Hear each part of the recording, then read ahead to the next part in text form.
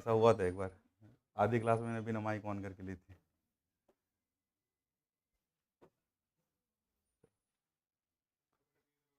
हाँ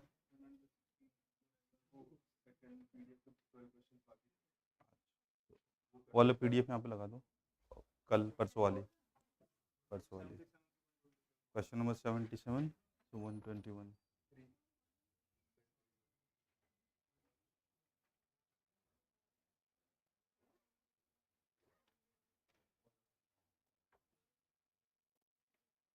77 to 127, yeah, so 77 to 127, this one, yeah.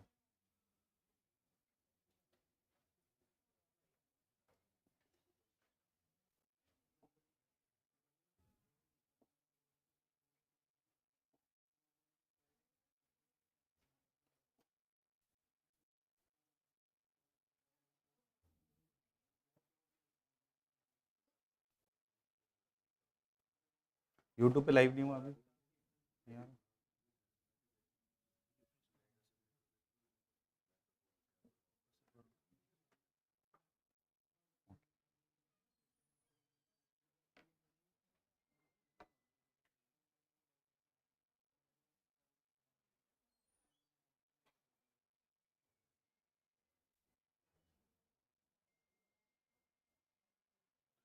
In this, we had some leftover questions from where we have to start in the leftover 116. So we'll firstly do the leftover questions from day before yesterday's class, right? Then we'll move on to today's segment. For today, we have kept topics like governors and the parliament.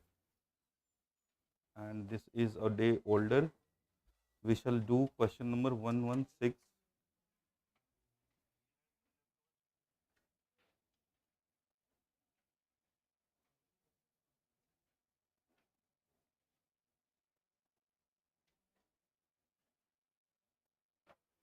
Today there was a test. I saw some polity questions also. हो गए सारे?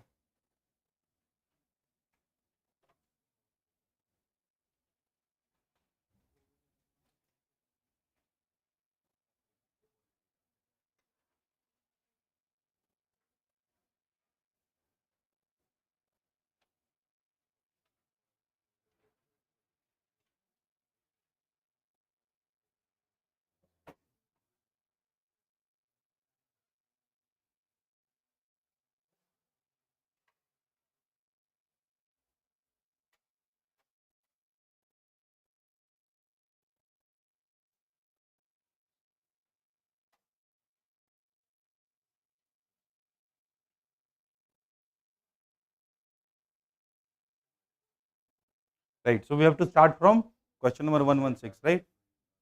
Okay. So this is the handout which relates to day before yesterday's class. Question number 116. Which of the following is not covered under the Article 20 of the Constitution of India? Article 20 is covered under right to freedom. So freedom starts from 19, goes on to 22, right? For ex post facto laws, preventive detention, double jeopardy, and self-incrimination. So under Article 20, we have three kinds of protection from conviction. First one is no ex post facto legislation, meaning a person cannot be convicted for any act which is not punishable now, and for that there is an act in future. So you cannot create an act in future punishing the past things, right? So this is ex post facto legislation. If you punish those things done in the past, that will be ex post facto. Their law can be operational in two ways. One is retrospective operation and another is prospective operation. So for the criminal laws, retrospective operation of any law is not allowed in India. In other issues like in taxation, retrospective operation is allowed. You might have heard about the case. So Vodafone was made liable to pay some 300 crores by changing the tax act going past. तो Thanos की तरह time travel करके law change करके भरवाया जा सकता है आपसे, लेकिन you cannot be punished for that, right? So that is ex post facto and it is protected in the Article 20. Double jeopardy meaning the same. We have already discussed that a person cannot be convicted for a same offense more than once. Self incrimination, a person cannot be compelled to give a witness against himself. This is protected under the constitution also, and this is also protected under section 300 CRPC, that says a person cannot be compelled to give witness against himself. Police cannot force you to give evidence against yourself. So all these three are protected, double jeopardy, self-incrimination, but the protection which is given under Article 20 does not apply to any act if someone is caught under the preventive detention, right? So this is not protected. Answer is B. Directive principles of state policy direct the state for which of the following: to secure a social order for the promotion and welfare of the people, to separate executive from the judiciary, to separate judiciary from the executive, to improve public health. Which of these are directed under the DPSP? 1 and 3. To separate judiciary from the executive. Read Article 50, you will find this thing. It is there. So all of these three are under the part of DPSP under part 4, right? So our answer shall be 1, 2 and 3 DPSP. 1, 2 and 3.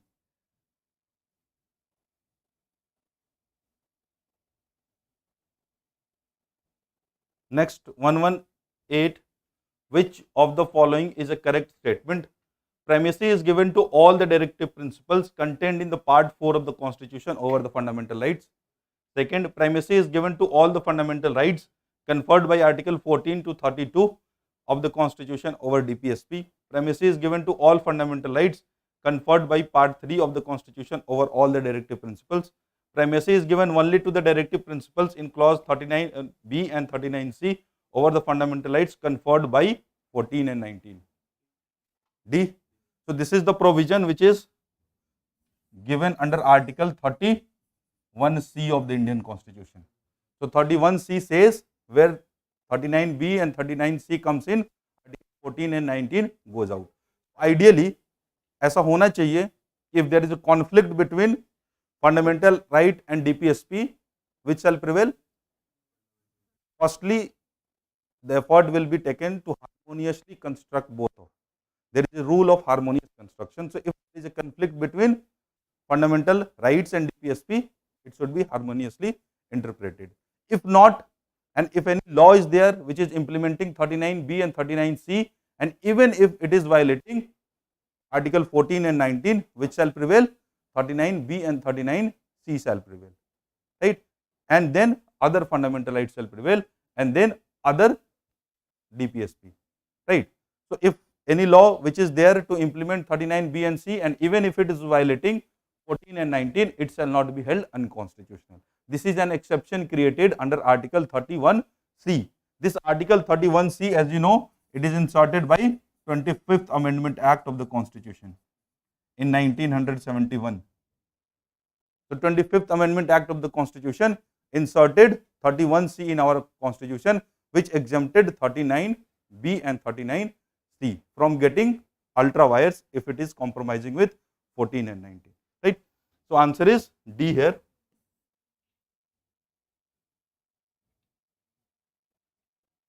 Now consider the following statements.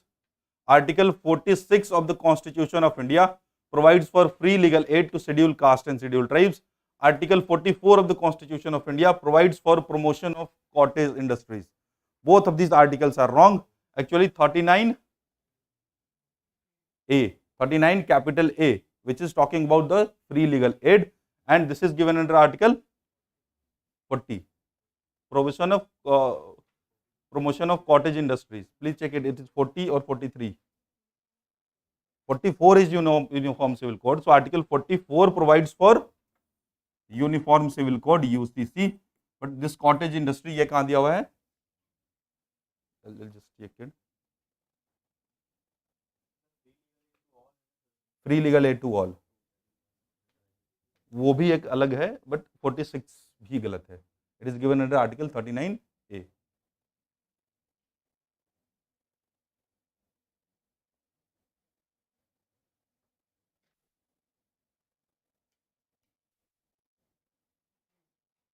Which one is there? 43 है ना? So this is given under Article 43.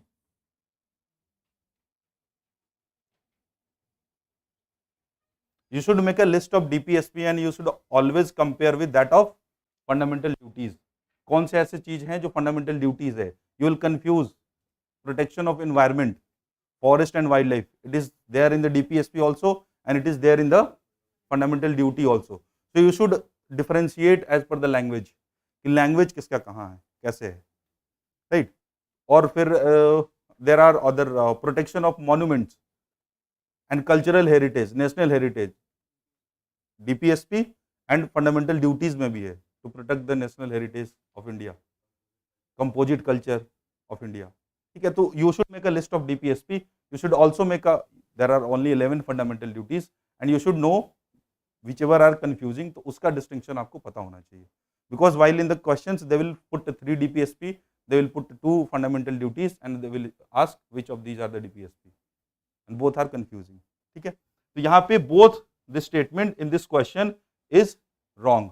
हमारा क्या answer होगा? D. Which of the following fundamental duties of Indian Constitution according to Article 51A of the Constitution? Which of the following are the fundamental duties? इनमें से कौन से fundamental duties हैं? To believe in socialism, secularism and democracy. To abide by the Constitution and respect national flag and national anthem. To protect the sovereignty, unity and integrity of India. It might sound like a DPSP, but it is not a DPSP, right? To preserve the rich heritage of country's composite culture, to help the poor and weaker section of the society. 2, 3 and 4. 1 is not and 5 is not the part of fundamental duties. 2, 3 and 4. Hence our option shall be B. आपके पास hand out नहीं है? Okay.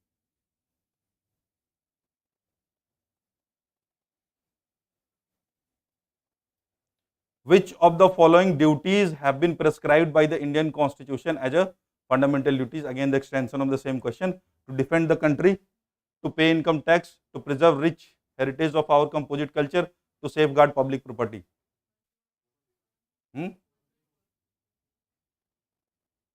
1, 3, 4. Pay income tax is not your duty. However, it was suggested by the Swaminathan Committee, but we did not accept this recommendation to pay income tax. Why? What is the logic behind it?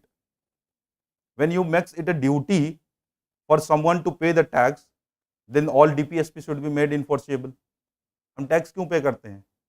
Because the government gives us the back in forms of subsidy, in forms of welfare measures, but government के ऊपर हम bound नहीं कर रहे हैं. You will have to implement all the DPSP. Then why the citizens should be made bound to pay the taxes? However, there is Income Tax Act. The person falling in a given category, if they are not paying taxes and they are liable to pay taxes, it becomes a penal act. Right? So our answer is except 2. क्या हो जाएगा? 1, 3 and 4. Right? Question number 122. Fundamental duties has been added in the Constitution by 42nd Amendment Act in 1917 in accordance with the recommendation of C. Swaran Singh Committee. Consider the following statements.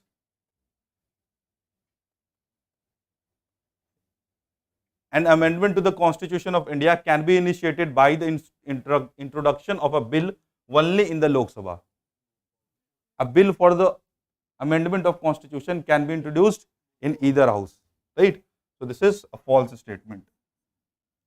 The bill for amendment of the Constitution of India has to be passed in each house by a majority of total membership of that house and by a majority of not less than 2/3 of the members of that house present and voting. Correct?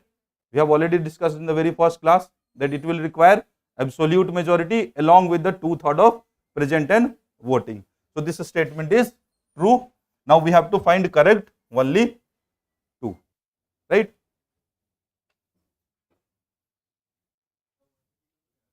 Hanji? C. Swaran Singh Committee. So the fundamental duties has been incorporated into the Constitution of India based on the recommendation of Swaran Singh Committee.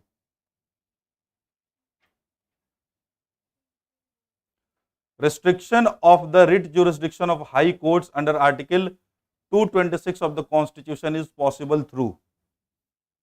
Now, it is talking, the underlying concept here is, if any amendment which is curtailing the powers of High Court, then what is the majority required in that case, right? So this is the question asking. The restriction of the writ jurisdiction, if the writ jurisdiction of the High Court is to be curtailed or restricted, then what will it require? An amendment of the Constitution passed by 2/3 majority of the members present and voting and majority of the total membership of the House. Secondly, an amendment of the Constitution passed by a simple majority. An amendment of the Constitution passed by 2/3 of the majority present and voting and a majority of total membership of each House together with the ratification of half of the states. An amendment of the Constitution passed by 2/3 of the majority present and voting and a majority of total membership of each House of Parliament and ratification of 3/4.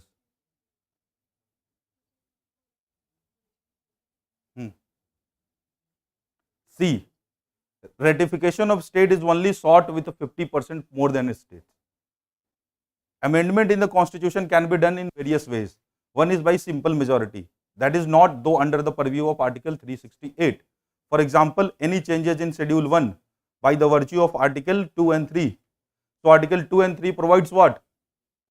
2 provides for admission of new states in the Union of States. There is a difference between the terms Union of State and Territory of India, you should be knowing. Union of States only include all the present 28 states as of now. So if any new state has to be included, suppose that Pondicherry ko state banana hai, that is not already the part of Union of State. So for this, there will be an act required by the Parliament. Parliament may pass a law with a simple majority. Now you know that the names of all states of India is mentioned under Schedule 1. Now there are already 28 states. If you make any new state, you will have to mention the name. Also there is a distribution of seats in the Rajya Sabha, which is mentioned in Schedule 4.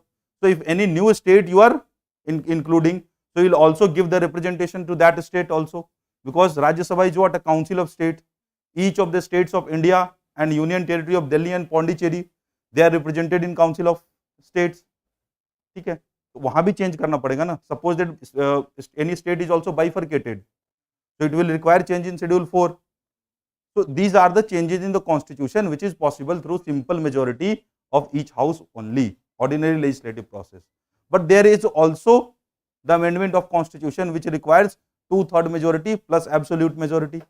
There is also, if you want to change any federal features or you want to curtail the jurisdiction of Supreme Court or High Court, right? Then what happens? If you want to change the electoral college of the election to the president, then it will require 2/3 majority present and voting plus absolute majority, plus it is further required to be passed by 50% of the state legislature. You may be aware about the 97th Constitutional Amendment Act. It relates to what? 97th Constitutional Amendment Act. It related to cooperative societies. Now Supreme Court has declared it as ultra vires of the Constitution. Why? Yes. So it required the ratification of 50% of the state, which was not sought. So proper process was not followed. ठीक है, तो इसमें इसको ultra vires कर दिया. So in this case, it requires 2/3 majority present and voting plus absolute plus ratification of 50% of the state.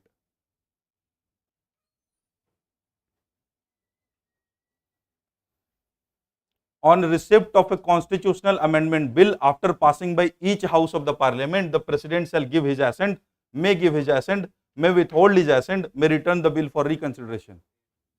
A. Once a constitutional amendment bill has been passed by either house of the parliament separately, of course, there is no provision of joint sitting on the constitutional amendment bill. So if both the houses of parliament has passed with the required majority, then president is bound to give the assent. There is no provision of veto available to the president of India in the case of constitutional amendment bill. So what we write here, president shall give his assent. President shall give his assent. He cannot withhold the assent.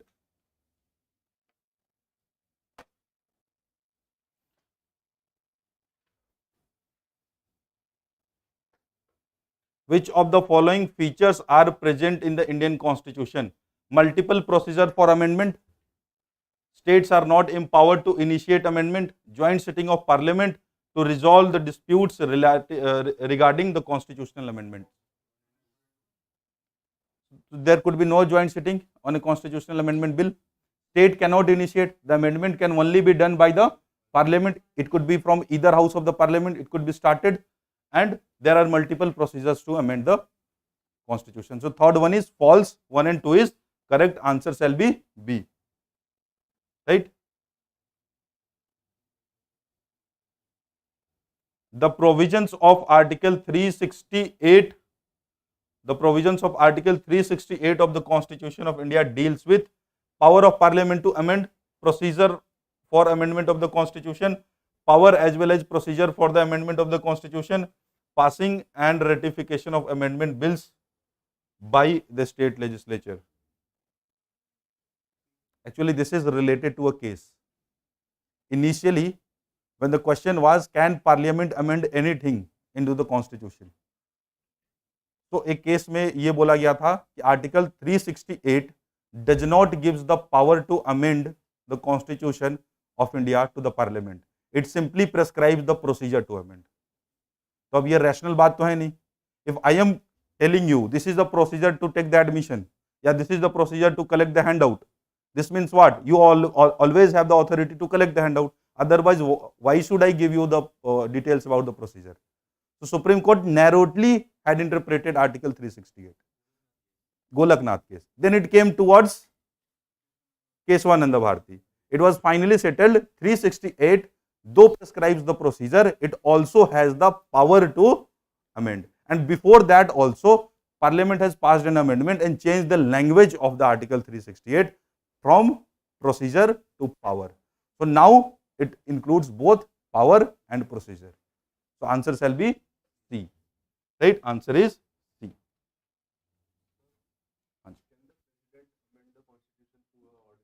No. Amendment to the Constitution can be done by the way of either of the prescribed procedure. It has to be passed by both the houses of Parliament. Then only Constitution can be amended, even with a simple majority. Once an ordinance has been passed, but that if is changing the Constitution, it will be passed by the legislature of the house, then only it can be considered as an amendment. वो एक बारी जो जिस provision में suppose that there is a presidential order of changing the name of the state, and for the time being there was no लोक सभा in session, तो उसमें प्रेसिडेंट कर सकते हैं जिसपे पार्लियामेंट के पास पावर है लॉ बनाने का, but that will be passed with the parliament, then only it will be effective, है ना, क्योंकि ऑर्डिनेंस को भी पार्लियामेंट के थ्रू लॉ बना के ही पास किया जाता है, then only it is valid, otherwise it will lapse. हाँ, president has the power when the constitution of India was in making, तो उस समय प्रेसिडेंट को कुछ टेम्परेरी ट्रांजिशनरी पावर्स भी दिए गए थे, rule making power, and president can make ordinance on any issue which is parliament is competent to legislate. So for the time being that will have the effect of changing the name, but it cannot be effected in the constitution until and unless it is passed by the parliament. Misuse हो सकता है लेकिन constitution में change नहीं होगा ना जब तक पार्लियामेंट से. आप स्टेट का नेम चेंज कर सकते हैं लेकिन that first schedule will not B change, fourth schedule will not B change until and unless it is passed by the constitution, है ना.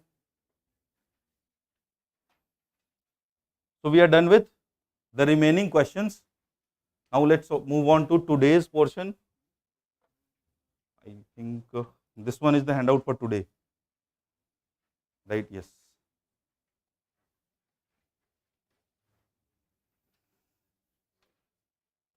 So today we are going to deal with topics of state executive. Union executive we have already discussed.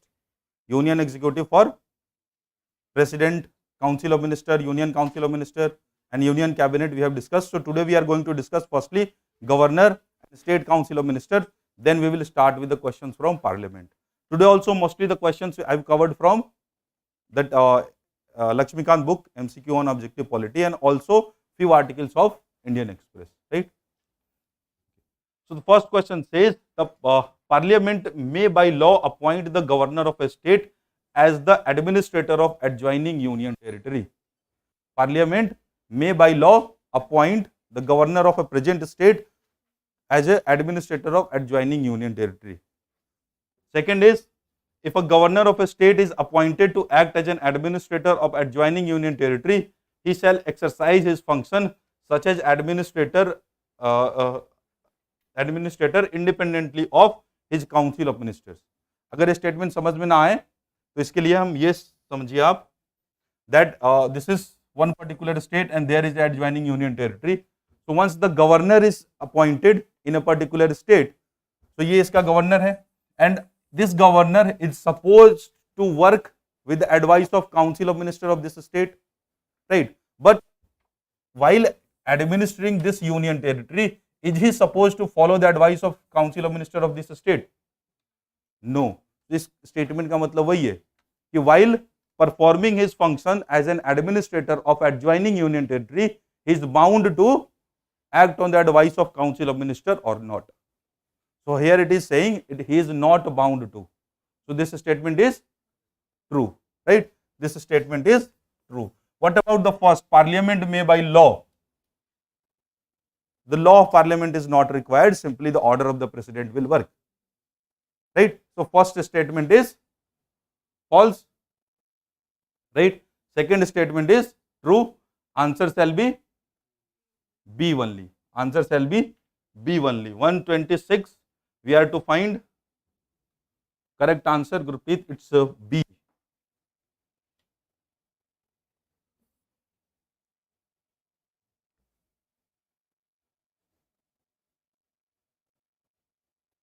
Consider the following statements. Question number 177. The governor of state is not a part of the legislature of the state. He is the part of legislature of the state because he gives the assent to the bills of the state legislature. He summons, prorogue the sessions of the legislature of the state. So this statement is false. This statement is false. The governor of a state has no emergency power to meet the situation arising out of external aggression. He has no emergency powers. The duty to protect India from the external aggression lies with the union, and also the duty to protect states from the external aggression also lies with the union, right? So external aggression से कौन protect करेगा? Union करेगा. This is why governor has not been vested the power to declare emergency. ठीक है? So this is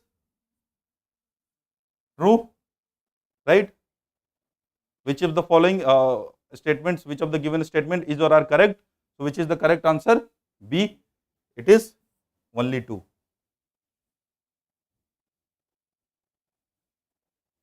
Consider the following statements with respect to the powers of the governor of the state. Governor can summon, prorogue and dissolve the state assembly. The governor can adjourn the sitting of the state assembly. Governor cannot adjourn. The power of adjournment lies with the respective presiding officers. So this is the false statement. This is a true. The governor addresses the first session of the legislative assembly after elections. The governor causes to lay the annual budget in the state assembly. Budget कौन present कराता है? For union, the president said cause to be laid before Article 112. In the similar fashion, the governor said cause to lay before the annual financial statement of the state before the respective legislature. So this statement is true. Our answer is B because 2 is false.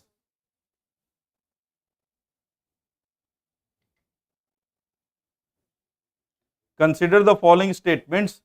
There is a bar to selection of governor of a state from amongst the member of legislature of the state. Is there any such kind of restriction prescribed in the constitution? No. So person from the legislature of the state can be appointed as a governor, but after appointment he will have to vacate the seats, right? Secondly, the original plan in the draft constitution of India was to have an elected governor, but in the constituent assembly it was replaced by the method of appointment of जो अभी by the president of India. The original plan in the draft constitution was to have elected governor, but in the constituent assembly it was replaced by the method of appointment by the president of India. In original constitution, in the draft, actually in the rough, it was suggested that governor shall also be elected, but later we made it, he shall be appointed by the president. So this is true or false? This is true. Originally it was suggested that governor shall also be elected, but owing to several reasons. Why? See, the president of India is also the head of the state, and India was declared to be a republic. It was mandatory for us to have an elected head of the state. Then only we could be called as a republic. So it was mandatory. But governor is not the head of the state in India. Right? He is the simply head of executive at the state level. Secondly, if you elect a governor directly from the people, it will be in conflict with the parliamentary form of government which we have in place at the state level. Also, if governor is getting elected, he will be belonging to one political party. Suppose that there is a government in particular state, say Gujarat. Gujarat में एक सरकार है which is being run by BJP, right? एक CM है, उसका cabinet है which is belonging from BJP. Now there is another election conducted and the person becomes governor and he belongs to Congress. Will they be working with peace? The same thing will happen which is happening in Delhi. LG साहब बिजली का subsidy पास नहीं कर रहे हैं, आज से बिजली सब्सिडी खत्म, right? But and also suppose that for that matter he is not from Congress, he is from BJP. Now usually the most strongest political person of the particular party will be the CM in the state. He will be treated as a second class person. A constitutional head at the state will be treated as the second class person. So owing to these reasons, we rather preferred the governor shall be appointed by the president rather than being elected directly.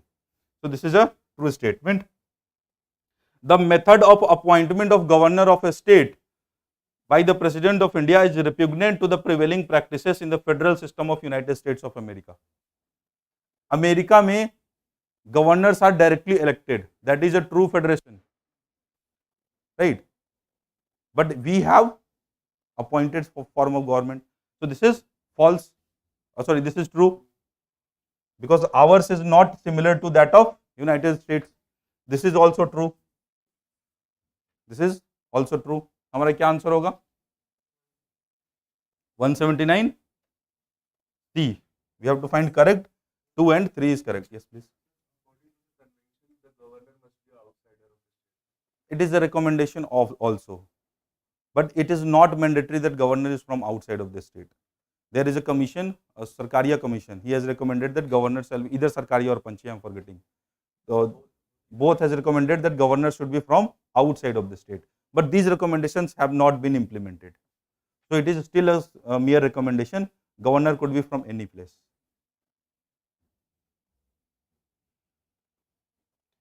And he has recommended so.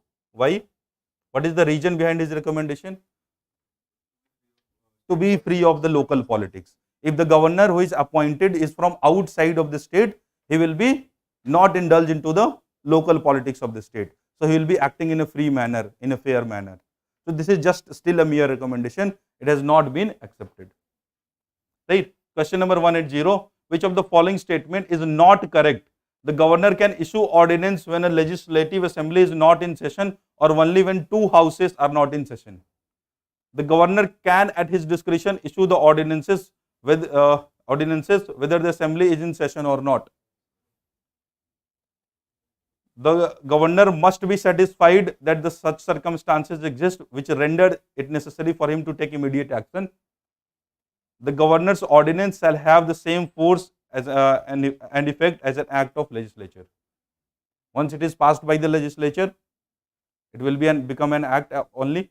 But before that also, it will be deemed as an act of assembly only.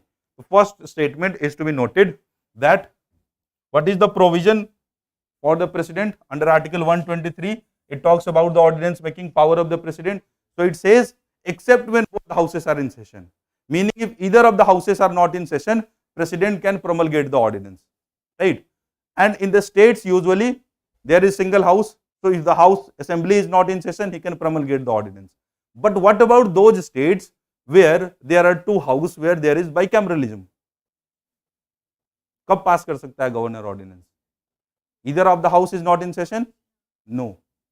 Only if legislative assembly is not in session and if both the houses. अगर legislative council session में नहीं भी है तो भी governor cannot pass the ordinance, right? So this is told by first statement and hence it is true statement. This is not incorrect. In the states, suppose that there is legislative council and there is legislative assembly. If both are not in session, governor can pass ordinance. If legislative council is not in session, legislative assembly is session, governor cannot pass the ordinance. If both of them are not in session, governor can pass the ordinance. Right? वहां पे both the houses are not treated equal. In the states having bicameralism, both the houses are not equal. Center में both are equal. Ideally both are equal, but there is a tilt of power in favor of Lok Sabha.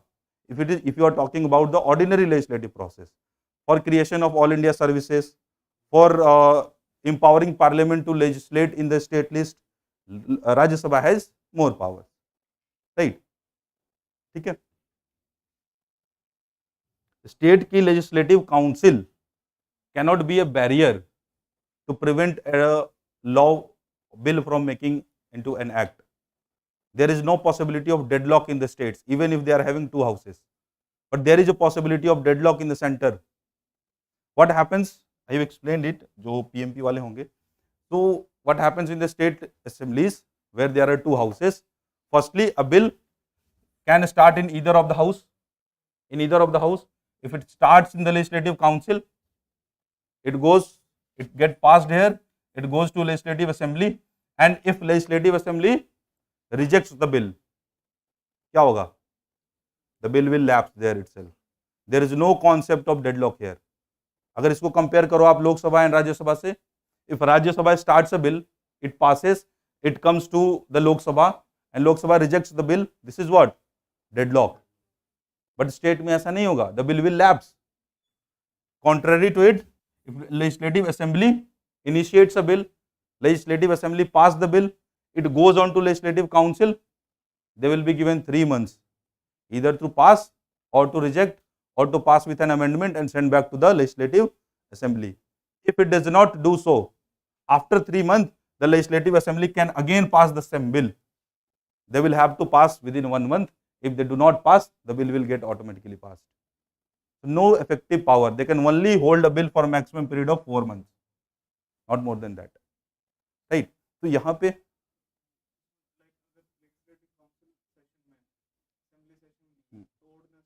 नहीं कर सकते. यही तो है ना इस statement में कि either assembly is not in session or only both the houses are not in session. जब लेजिस्लेटिव काउंसिल सेशन में नहीं है और असेंबली है तो गवर्नर ऑर्डिनेंस पास नहीं कर सकता. वही मैंने इधर डिपिक्ट किया था. Let's see again. When can governor pass the ordinance? One is legislative assembly is in session, legislative council, this is in session, this is not in session. Governor cannot pass the ordinance. Governor cannot pass the ordinance. Now legislative assembly is not in session, legislative council is in session, legislative assembly is in not in session, legislative council is in session, it can pass.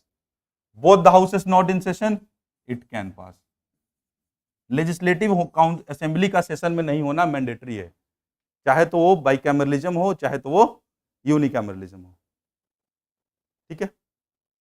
जहां पे यूनिकैमरलिज्म में एक ही house है, कोई confusion ही नहीं है.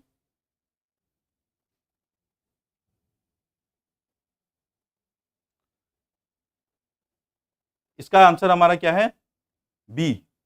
The answer to question number 180 is B. The question number 181.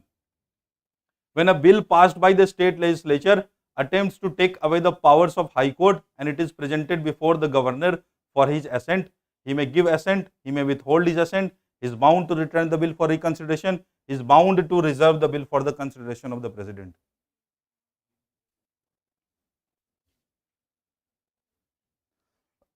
There are occasions when governor can reserve the bill for the consideration of the president.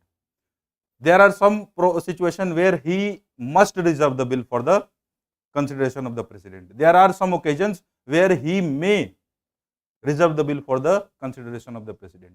This is one situation when a bill which has been passed by the assembly of the state, which is compromising with the powers of the state high court, and if that bill after getting passed is presented to governor, he must reserve the bill for the consideration of the president. This is a mandatory thing. अगर state की assembly ने कोई ऐसा bill pass किया है and that bill is compromising with the powers of the state high court, it must be reserved for the consideration. Apart from that, bills like which is opposing the directive principles of state policy, governor उसको कर सकता है, then it is optional for him. He can do that. He feels that this is the bill will become act and that will compromise with the DPSP, he may reserve for the assent of the president. But here in this case he is bound to, he has to. This is a constitutional obligation upon him that he has to reserve the bill. इसीलिए क्या लिखता है? It is bound to reserve the bill for the consideration of the president. Right? Answer is D. Question number 182. Which of the following are the functions to which the scope of the discretionary powers of the governor is limited? इनमें से कहाँ discretionary power governor का काम करता है? The appointment of the chief minister, the dismissal of the ministry, the dissolution of the legislative assembly, assent to the bill.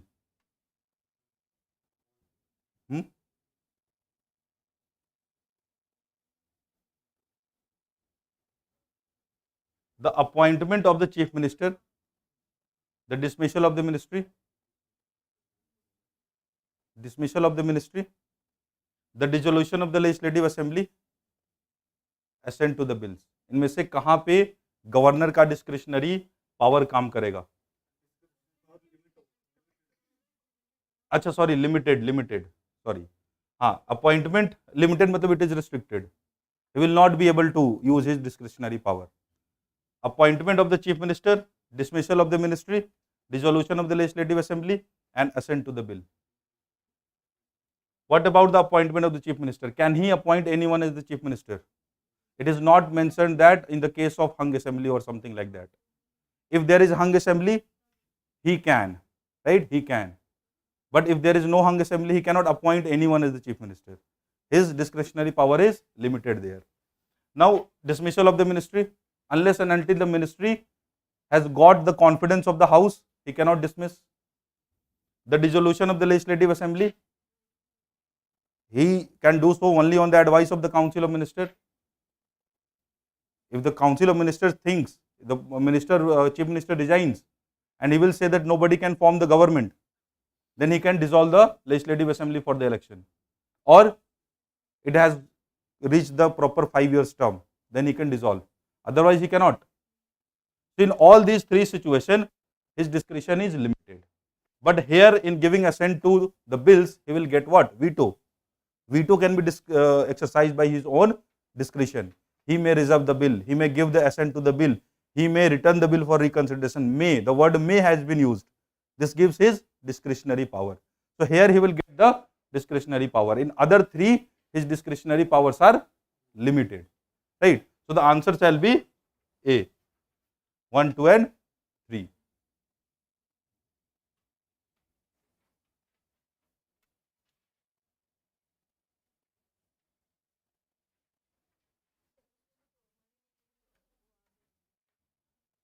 Money bill में क्या? He can reserve the money bill of the state legislature. He cannot send back for reconsideration, but he can use other discretions. He may either give or he can reserve the bill for the consideration of the president. He may refuse also the assent to the money bills. एक money bill में एक ही restriction है कि वो वापस नहीं भेज, but his three discretion are active then, right? Question number 183. Question number 183. According to the Constitution of India, the same person cannot function as the governor of 2 or more states at the same time. Secondly, Article 153 of the Constitution states that there shall be a governor for each state. Huh? If the first one is true, another one will become, if the first one is false, दूसरा भी false हो ही जाएगा. How it will be true? Article 153 says that there shall be governor for each state. But there could be common governor, na?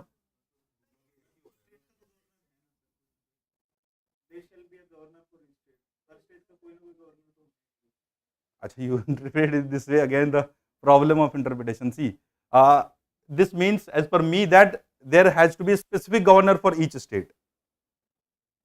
There could be single governor for each state. This was the provision in older situation. But the 7th Amendment Act allowed that there could be one person who is governor of more than one state. So अगर वैसे लोगे तो this statement will be false. At the time there is no state which is without the governor. अगर ऐसे इसको interpret करोगे तो ये स्टेटमेंट सही हो जाएगा, right. But the logic here is there has to be, earlier in the constitution it was written there can be governor for each state, but later it was changed by the 7th Amendment Act. It provided that there can be governor who is functioning for state 1 and the same person can be working for as a governor of state 2. There can be governor for the one person who can be appointed as governor for more than one state. है ना, जरूरी नहीं कि हर state का एक specific governor होगा. This is the concept. I am taking this statement as false and this is obviously false. मैंने अपना इंटरप्रिटेशन आपको बताया है कि I am interpreting it this way, ठीक है. And if you are saying that there can be no state without the governor, वो सही है क्योंकि एक स्टेट के गवर्नर को दूसरा चार्ज हम दे सकते हैं. Both are false. अच्छा, ऐसा ऑप्शन नहीं. चलो ठीक है, कॉन्सेप्ट समझ में आ गया. Answer shall be A is false, R is true. A is false, R is true, right. ऐसे एक आधा क्वेश्चन आ जाते हैं मेरे सामने.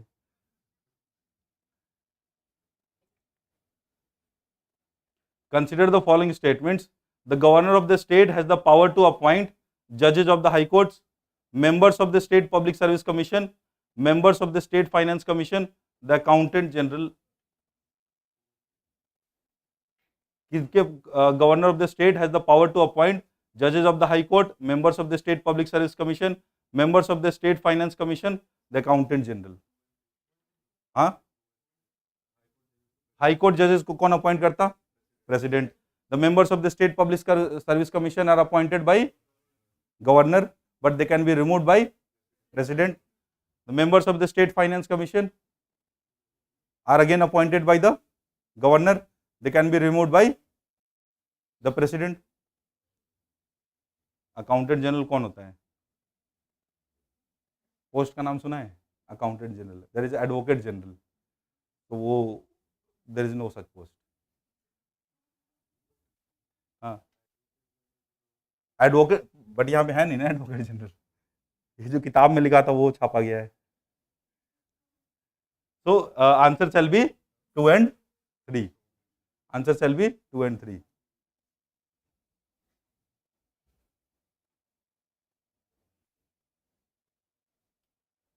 On the receipt of report from the governor of a state that the government of the state cannot be carried in accordance with the provisions of the Constitution of India, the President of India under Article 356 has to proclaim President rule, has to dismiss the state government and dissolve the legislative assembly, has to dismiss the government but keep that the legislative assembly in a state of suspended animation, may refuse to impose the President rule in the state.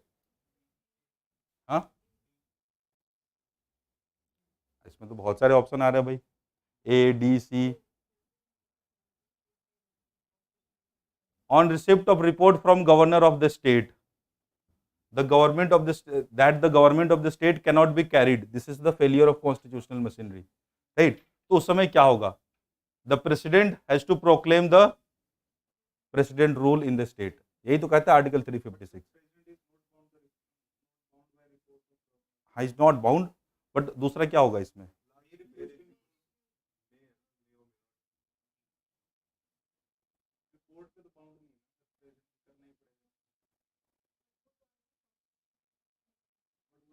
But if there is a failure of constitutional machinery, then the president rule shall be imposed, na?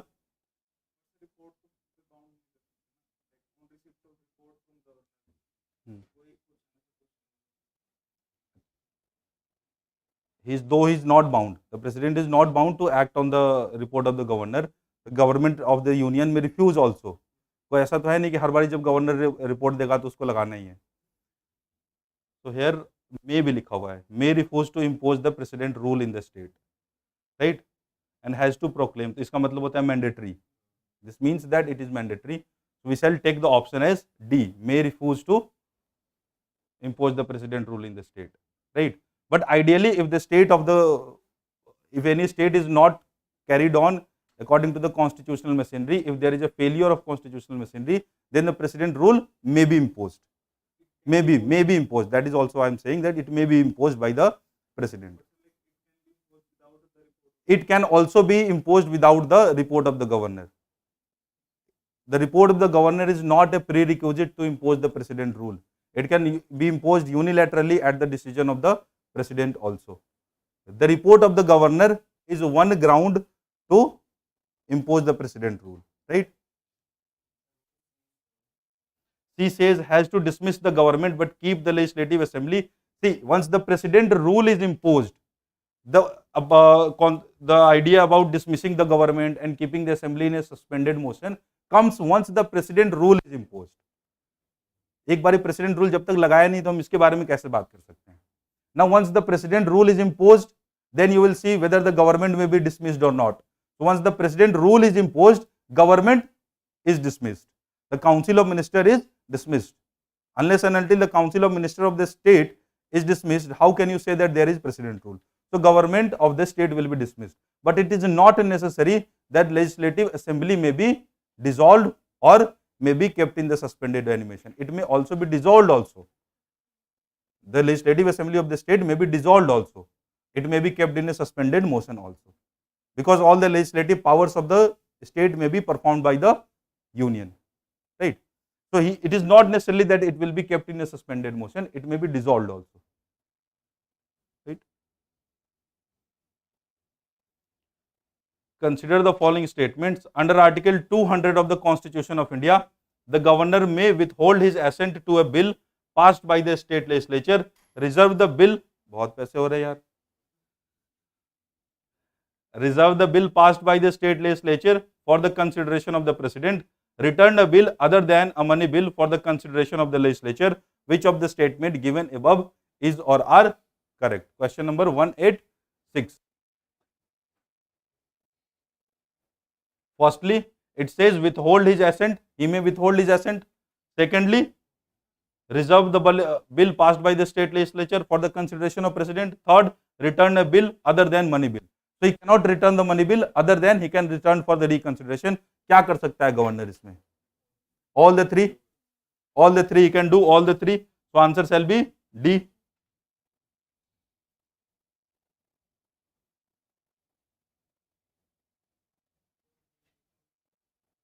The correct constitutional position regarding the governor is the governor acts on the advice of Prime Minister, the governor acts on the advice of President of India, on the advice of the Chief Minister of the state, on the advice of the Council of Minister.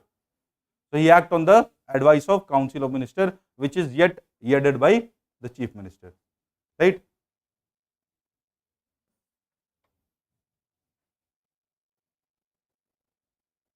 The draft constitution provided for the direct election of the governor.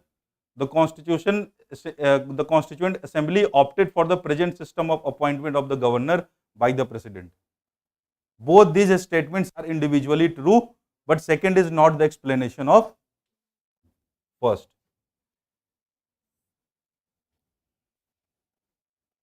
In the performance of his duties and in the exercise of his powers, the governor is answerable in a court of law, is not answerable in a court of law, can be impeached in the Vidhan Sabha, is answerable to the Vidhan Sabha. is not answerable to any court. Governor cannot be impeached. He can be removed any time by the President of India. He is not answerable to Vidhan Sabha. He is not an elected person. So why he should be answerable to the electorate? Is he answerable in the court of law? No, he is not answerable in the court of law. Answer is B.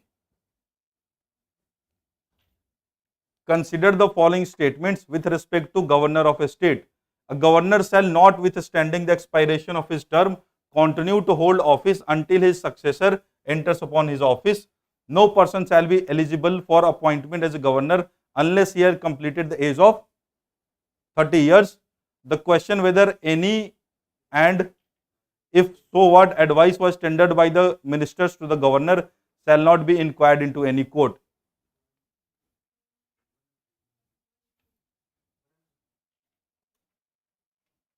One and three. We have to find correct. Governor will continue until constitutionally there shall be.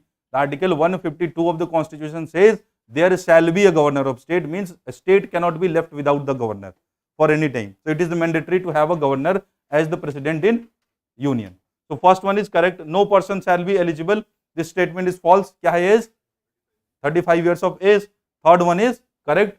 First and 3 is correct. Second is false. Answer is C, 1 and 3.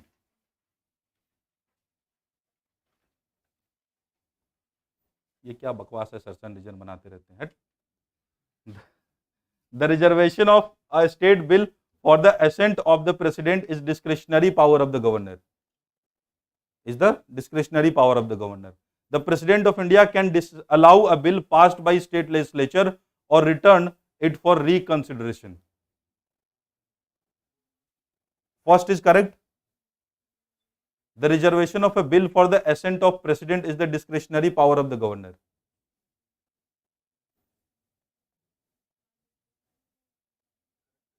It is the discretionary power, no doubt here, because once a bill is presented to him, either he can assent, he can refuse the assent, he can send for reconsideration of the legislature, or he has got an extra provision, that is he can reserve for the presidential assent. Now second question says the president of India can disallow a bill passed by state legislature or return it for reconsideration. Reconsideration के लिए भेज सकता है, but then if the state assembly resends after the bill for reconsideration, then the president can completely use the absolute veto, right? So this statement is correct. Either he can use, he can allow the bill, or he can send for the reconsideration, or he can disallow the bill, right? So this statement correct. Both are individually true, but these are, R is not the, आप कुछ कह रहे हो? How? Reservation of the bill is the discretionary power of the governor. Discretionary power of the governor, but this is related to the power of the president. ये तो president की power की बात कर रहा है ना, तो ये उसको एक्सप्लेन नहीं करता. अगर ये बोलते कि he is the part of the legislature, he is the important part of the legislature of the state, then it could have explained for a moment. But अभी तो ये दो अलग अलग फंक्शनैलिटीज के बारे में बात कर रहा है ना. So we take both the statements are individually true, but R is not the correct explanation of.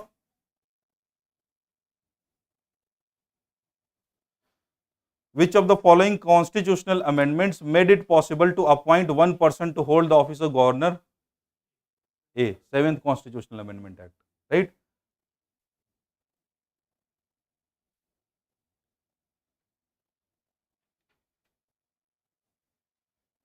Consider the following statements with regard to the chief minister of a state. He is appointed by the governor of the state. He and his council of ministers are collectively responsible to the governor. He must communicate to the governor all decisions of council of ministers relating to the administration of the state and proposal for the legislation. If governor of the state so requires, the chief minister shall submit to the consideration of council of ministers any matter upon which a decision has been taken by a minister but has not been considered by the council. या article 64 को पूरा छाप दिया है, 164 को, sorry, right. So which are the statements which are correct? 193. Answer क्या होगा?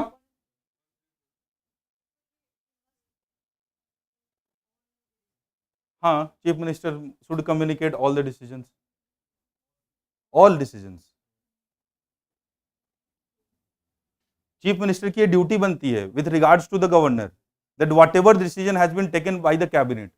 Usually technically आप चीफ मिनिस्टर को या फिर प्राइम मिनिस्टर को you should compare with the prime minister of England and the president of India should be compared with the king of England.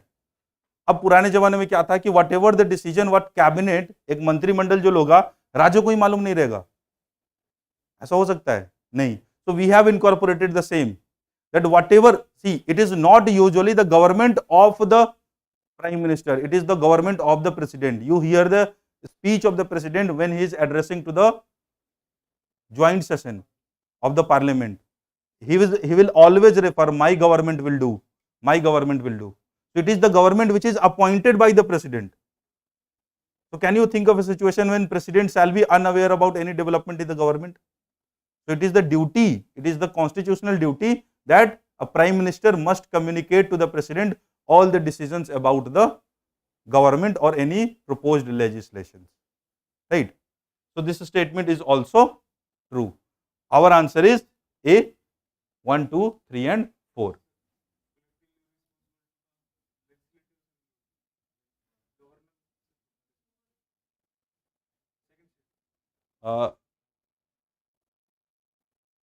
Sorry, then 1, 3 and 4, sorry, my bad. Second is the chief minister and his council are collectively responsible to the legislature of the state legislative assembly. My bad, it is 1, 3 and 4. Second is a false statement. This is false.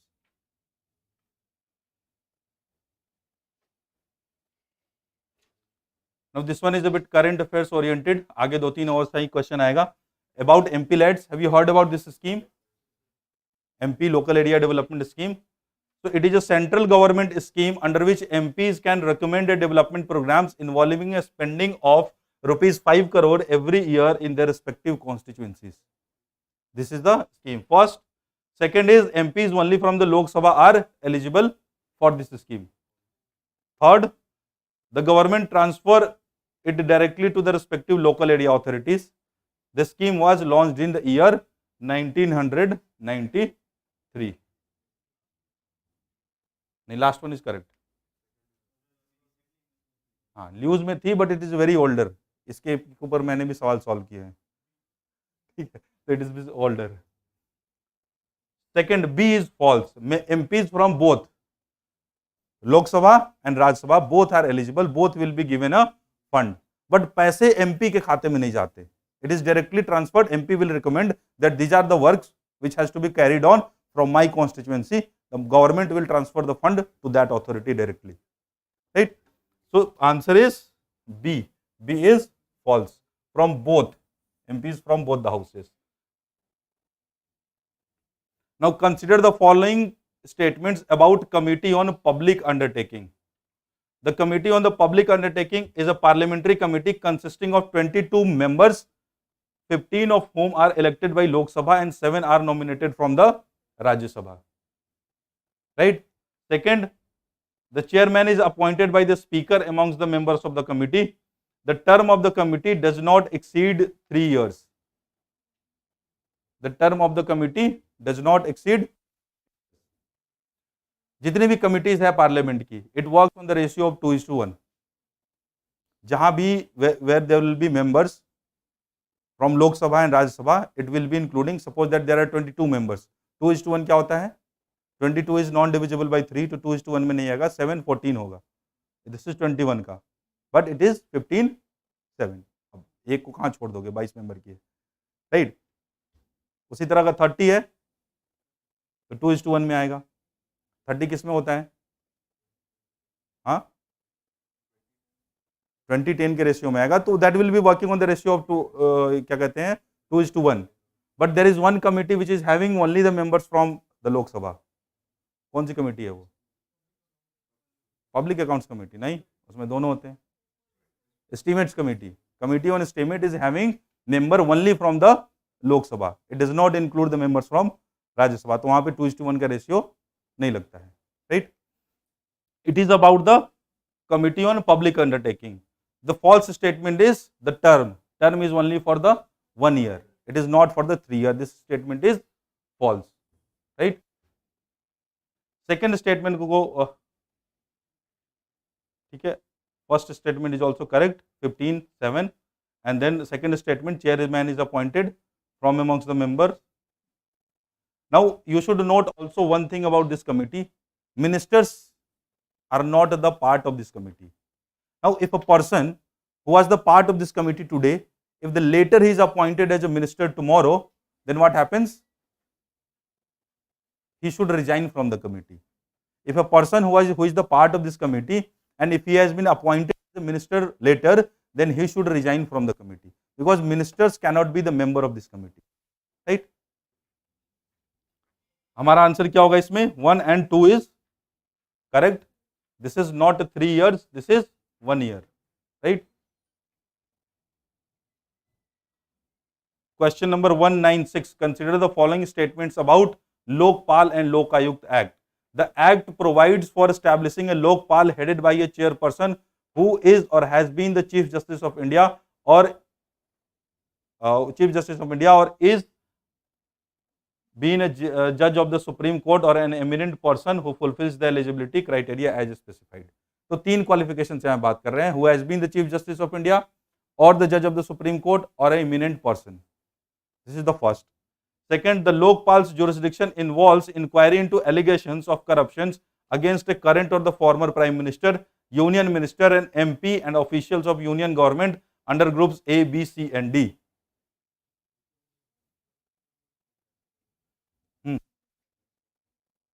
Prime Minister है कि नहीं लोकपाल का part? Prime Minister has now been included under the ambit of Lokpal. Lokpal can initiate inquiry against the Prime Minister also. अगर Prime Minister के ऊपर हो सकता है तो Ministers के ऊपर हो ही सकता है, right? प्रेसिडेंट के लिए हमने ऑलरेडी एक प्रोसीजर प्रेस्क्राइब करके रखा है इम्पीचमेंट का. If you think president has violated the constitution, you go for his impeachment, है ना? This is highly embarrassing that the head of the state of any country is एलिज्ड into the case of corruption. Lokpal is mainly investigating the corruption cases. President के पास power क्या है? Financial. Is not having the power. वो बंदा corruption कर ही नहीं सकता. करा के देख लो उससे, क्या साइन करते हो? कुछ भी नहीं, है ना? At max, the contingency fund of India is under the president, but he has to exercise that on the advice of the Council of Ministers. Again, the advice of the Council of Ministers cannot be challenged in the court. क्या करेगा वो बंदा? कुछ नहीं. जो कर रही है वो Council of Ministers कर रही है, right? So here both these statement are correct statement. Answer is C.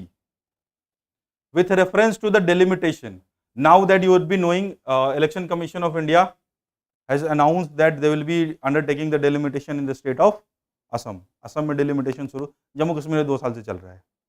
Due to corona it is delayed, but it is also going on. What is delimitation? It is act of dividing India into a different constituencies. This is delimitation. Delimitation is done for both general elections. One is at the parliament and second is for legislative assemblies, right? So one is intra-state delimitation and another is interstate delimitation. ठीक है? अब उसके context में you have to consider it is the act of redrawing boundaries only of Lok Sabha seats to represent the change in the population. False. It is also done legislative assemblies. It is also done for the legislative assemblies.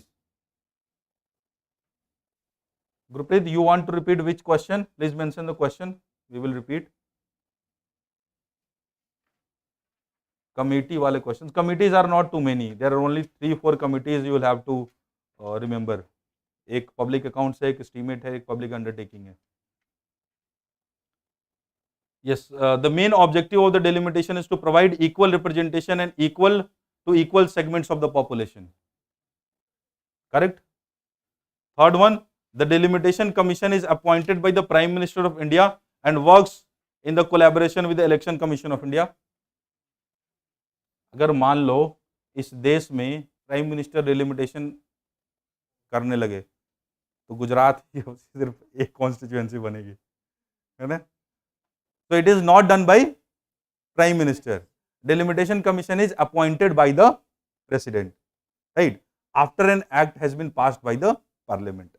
So after the act will be passed by the parliament, the delimitation act, president will appoint a delimitation commission which will be usually headed by a retired chief justice of a retired judge of the Supreme Court, right? So this is not appointed by the prime minister, they are appointed by the president. So this statement is also false. It comprises of a retired Supreme Court judge, chief election commissioner of India and respective state election commissioners. This statement is, so this third statement is false, the first statement is false. अब देखते हैं option है कोई 2 and 4 का, A. So A is our correct option. 2:1 वाला concept. 2:1 वाला concept is that if there is any committee of the parliament and it includes the members from both the houses, तो उसमें जो number of members होंगे that will be on the basis of 2:1 का ratio से select किया जाएगा.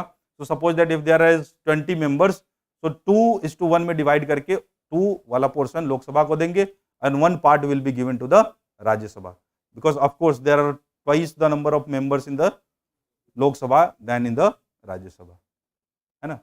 Ideally ये रहता है. पुराने जमाने में देखो जब भी ये there are committee on estimates which is dating back to pre independent era, 1947 से पहले वो कमेटी चली आ रही है, तो उसमें 2:1 के रेशियो में करेंगे. एस्टिमेट्स कमेटी में हालांकि खाली लोकसभा के ही होते हैं. Committee on public undertaking you'd see 22 members, 15 and 7. Then you have बहुत सारी कमिटीज है. कमेटी का एक लिस्ट है, मैं आप लोग को दे दूंगा नेक्स्ट क्लास में उनके फंक्शंस. जैसे last year there was a question on committee on subordinate legislation. बहुत सारी कमिटीज ऐसे, I will include that in the next handout also. बहुत सारी कमिटीज, कमेटी पर डर लगता है तो. और पीएमपी वाले स्टूडेंट्स को मैंने कराया हुआ है क्लास में. देयर इज अ टेबल, उसमें मैंने पूरा समराइज किया हुआ है कि इस कमेटी का कितने मेंबर्स होंगे, किस हाउस में ये कमेटी होती है, लोकसभा में होती है या राज्यसभा में होती है. Next handout I will be including, not to worry about that.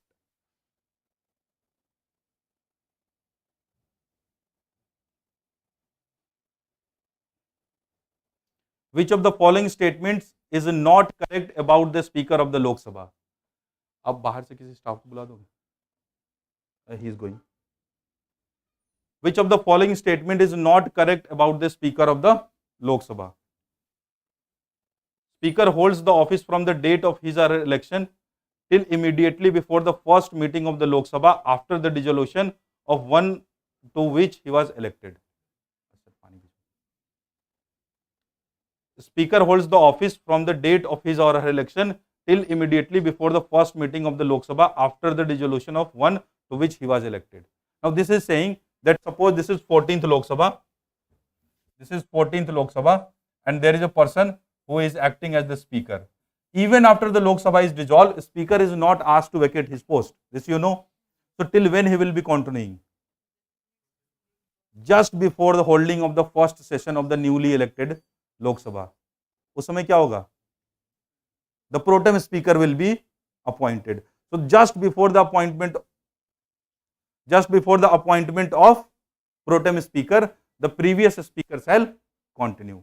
The second is he or she is eligible for re-election. There is no bar on that. Third, on the dissolution of the Lok Sabha, although the speaker ceases to be a member of the house, he or she does not vacate his or her office. The speaker may at any time resign from office by writing under his or her hand to the President of India, to the Deputy Speaker, and Deputy Speaker to the Speaker. They will play resign among themselves. ऐसा हमारे देश में हुआ था. So once, you know, if President of India resigns from the office, who will act? Same time Vice President dies, Chief Justice of India. ऐसा नहीं था लिखा हमारे कॉन्स्टिट्यूशन में, और आज भी नहीं लिखा है. So when Zakir Hussain died, BB Giri was the Vice President. He was acting as the President. अब during the time there was a rift in the Congress. Congress में rift हो गई थी. Indira Gandhi was on one side and the other old, जो बोलते हैं ना, legends of the Congress, they were on the other. तो वो एक अपने सिंडिकेट, उनको सिंडिकेट बोला जाता था. तो सिंडिकेट वाले लोग अलग थे So they were fielding Neelam Sanjeev Reddy as the candidate, and Indira Gandhi wanted VV Giri to be the president. VV Giri was already acting as the president. So ideally it is not required that he should resign from the post and then go on to contest the election. But technically he was suggested कि आप resign कर दो, फिर independent पर्चा भरो. Now the person is acting as the president. He has to resign from the post of vice president. Vice president should resign after writing to the president.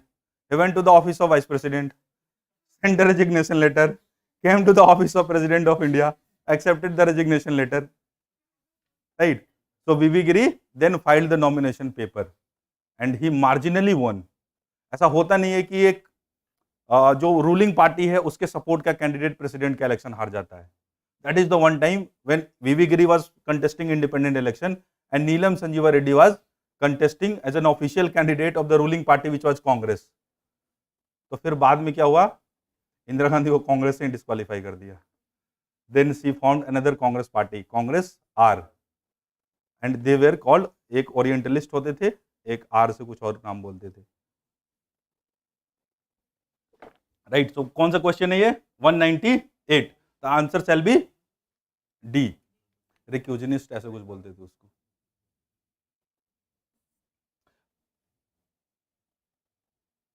One 199 of the Indian Constitution deals with the privileges. Which article of the Constitution deals with the privileges and the powers of the parliamentarians?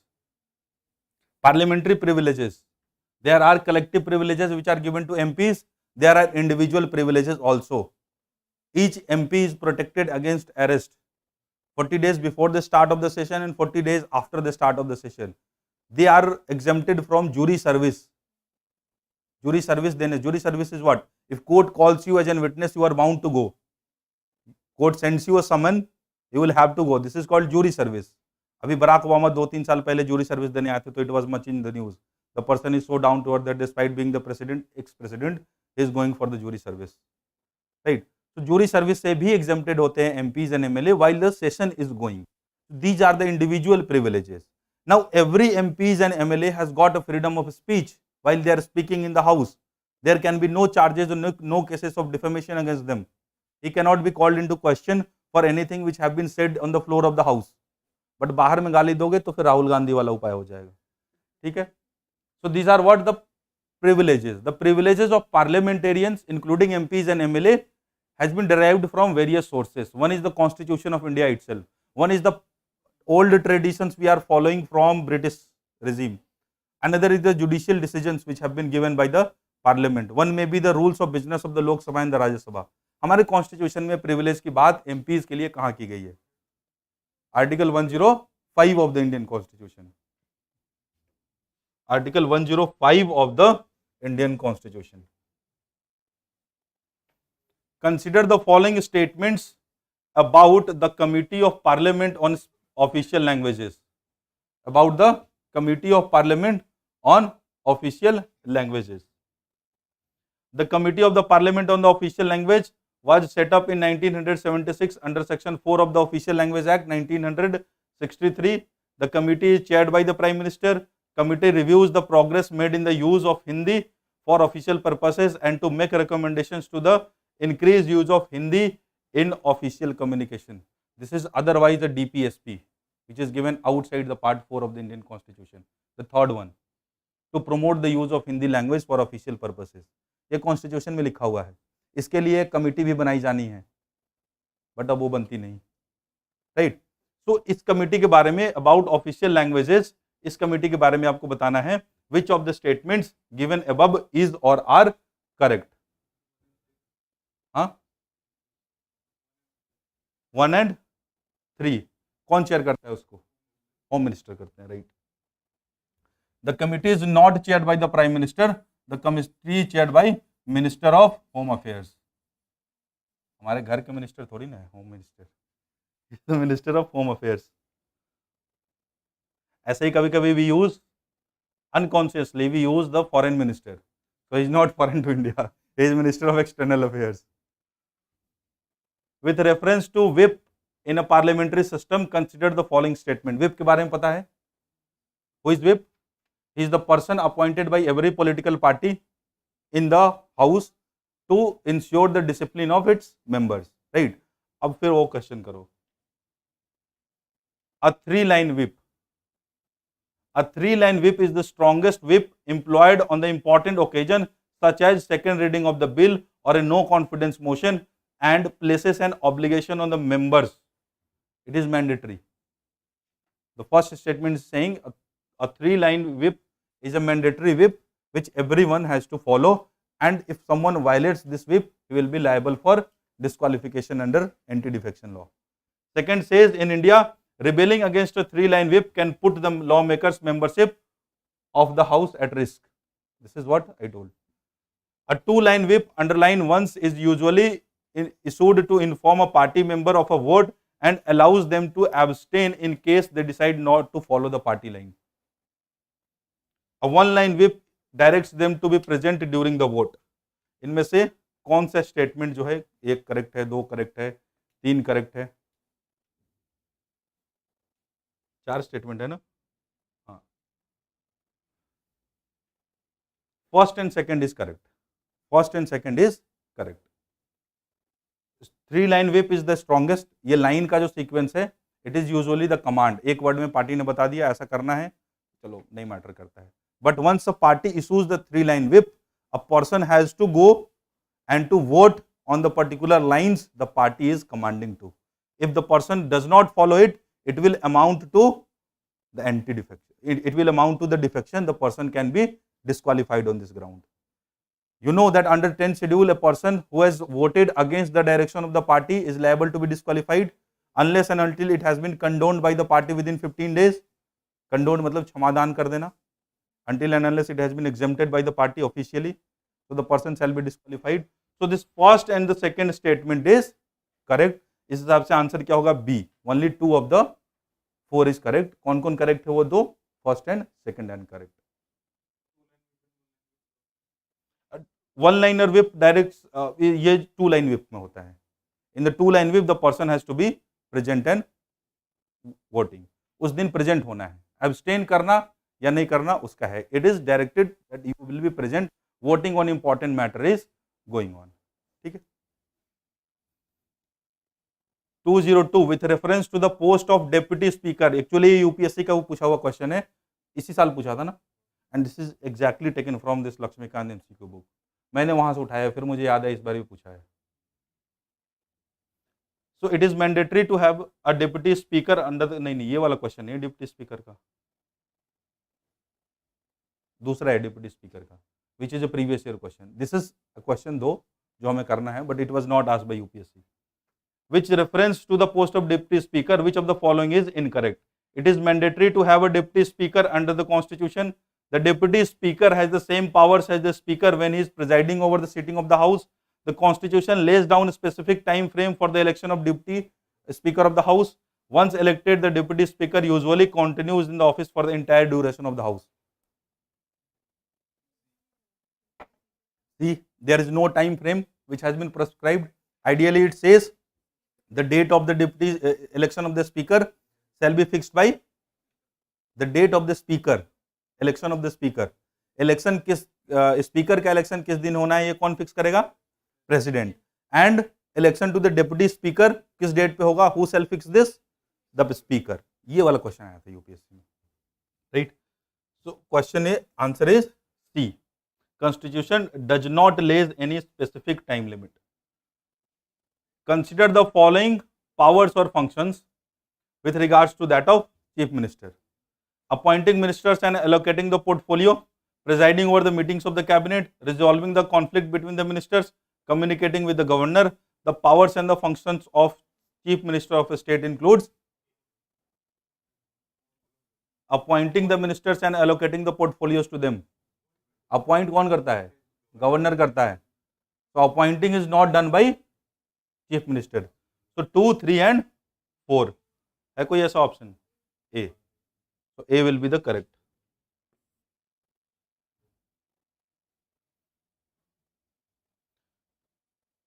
Which one of the following is constitutionally obligatory on the part of chief minister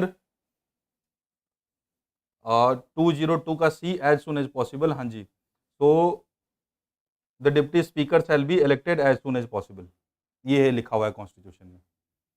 204 says which one of the following is constitutionally obligatory on the part of chief minister of the state?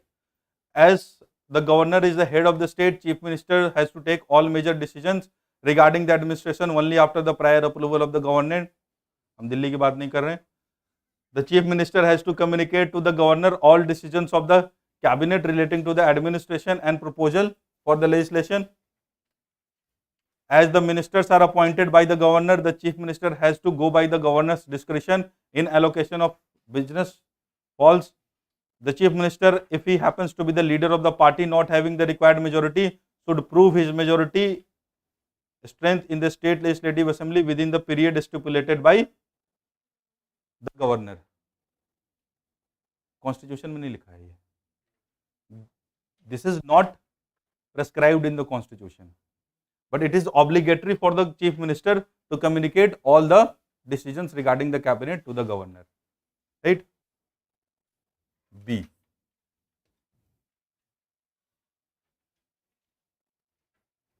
(205) Consider the following statements. The chief minister, as the head of the state council of ministers, has a free hand in distribution of portfolios, can reshuffle the minister and ask any minister to resign, is bound by the advice of ministers, advises the ministers in day-to-day administration of the departments. कौन सा correct है?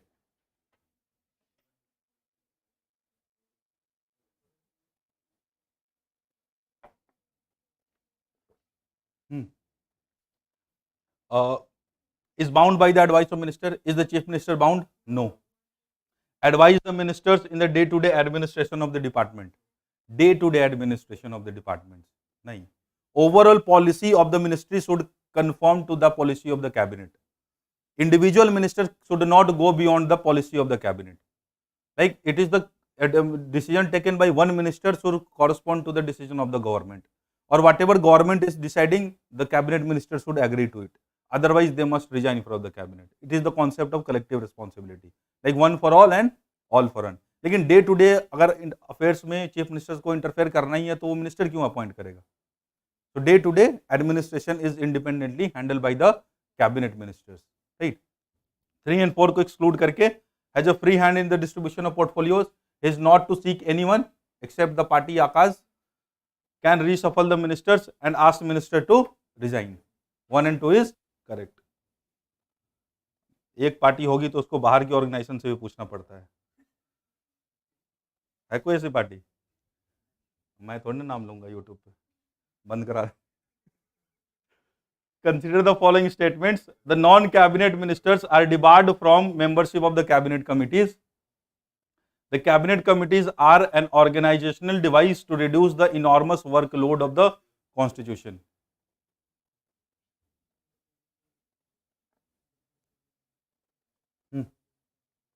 The non-cabinet ministers are debarred from the membership of cabinet committees.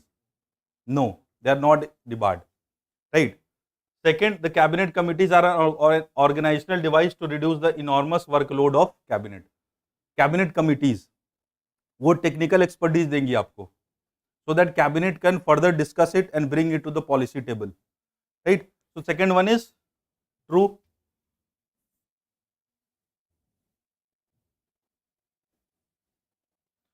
Which of the following provides for the establishment of cabinet committee? Constitution of India, parliamentary statutes, rules of business, presidential orders. Rules of business of the respective houses. Cabinet committees are not a constitutional bodies. Which one of the following cabinet committee is described as super cabinet? Economic Affairs Committee, Parliamentary Affairs Committee, Political Affairs Committee and Appointment Committee. Most powerful of all the cabinet committees. नहीं. Political Affairs Committee. Political Affairs Committee. This is the most powerful among all the cabinet committees. यही Pegasus लाते हैं. Pegasus इन्हीं के हाथ में रहता है. Consider the following statements. The cabinet cannot review the decisions taken by the cabinet committee. the cabinet committee are based on the principle of division of labor and effective delegation. Cabinet committees को बनाते क्यों हैं? For reducing the workload, of course for the division of labour. Consider the first statement. Can cabinet review the decisions taken by the cabinet committee? Is cabinet supreme और cabinet committee supreme? Cabinet itself is a major stakeholder. Then why they will be bound by the decisions of cabinet committee? It is just lending a hand to support the cabinet. It cannot overpower the cabinet, right? So first statement is false. First is false. This is true. Our answer is B. बस ये ध्यान दे रहा है ना correct incorrect पे, मेरे नजर में वो नहीं रहता. हाँ, तभी तो नंबर कम आते होंगे. Which of the following cabinet committees is chaired by the Union Home Minister? Parliamentary Affairs Committee, Economic Affairs Committee, Political Affairs Committee and Appointments Committee. Parliamentary Affairs Committee. Parliamentary Affairs Committee is chaired by the Home Minister. Others are headed by the Prime Minister. Accommodate, हाँ, इसमें नहीं है वो.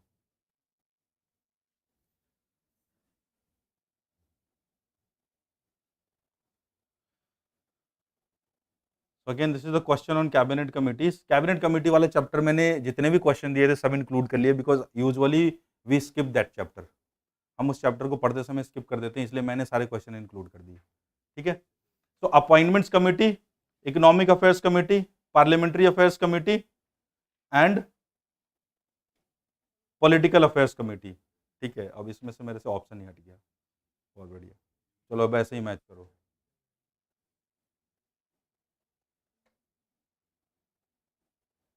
Appointments committee, appointments committee A का, B C and D. C, sorry. Appointments committee decide all the higher level appointments in the central secretariat. तो 1 का, A का होता है 3. Then you have economic affairs committee, directs and coordinates the governmental activities in economic spheres. So this is 4. Then you have political affairs committee, looks after the progress of government business in the parliament. And then you have parliamentary affairs committee. C का 1 होगा. Parliamentary affairs committee 1. Political affairs committee deals with all the policy matter pertaining to domestic and foreign affairs. This is why it has been told super cabinet, strongest of all. So this is 2. ठीक है.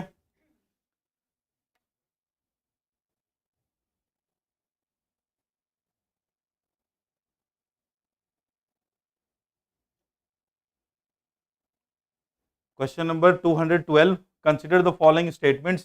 A bill pending in the Rajya Sabha which has not been passed by the Lok Sabha shall lapse on the dissolution of the Lok Sabha. A bill pending in the parliament shall lapse by the reason of prorogation of the houses. There is a difference between the dissolution of the Lok Sabha and prorogation of the house, right? Suppose that after election a Lok Sabha is constituted. It will have ideally 3 sessions in the year, right? So after one session, suppose budget session, it ends. So the house is prorogued. The same members will meet after 2-3 months. It will be summoned by the president. So power to summon and prorogue the session is lying with the president. House can be adjourned for a day, for a 2 or for indefinite period. This power lies with speaker, right? House can also be dissolved. Which house? Lok Sabha. Rajya Sabha is not subject to the dissolution, right? So that is the power of president. Now dissolution of the Lok Sabha will have an impact upon the pending bills, but prorogation of the Lok Sabha will not have any impact on the pending bills. Second statement becomes false, right? Second statement becomes false. ये I think 2016 में पूछा हुआ है question. हाँ जी, नहीं first वाला पे अभी नहीं आया हम. First one is the bill in the parliament shall lapse by the reason of prorogation of the house. This is false, क्योंकि प्रोरोगेशन का बिल पे कोई इंपैक्ट नहीं पड़ता. Now first one, a bill pending in the Rajya Sabha which has not been passed by the Lok Sabha shall lapse on the dissolution of the Lok Sabha. Now see, the bill is pending in the Rajya Sabha, it has not reached the Lok Sabha, it shall not lapse. Once it is passed by the Lok Sabha, it is once it has been passed by the Rajya Sabha, it is pending in Lok Sabha, then it shall lapse. Right? If the bill has not reached the Lok Sabha, it shall not lapse. Right? So ये क्या होगा? False हो जाएगा.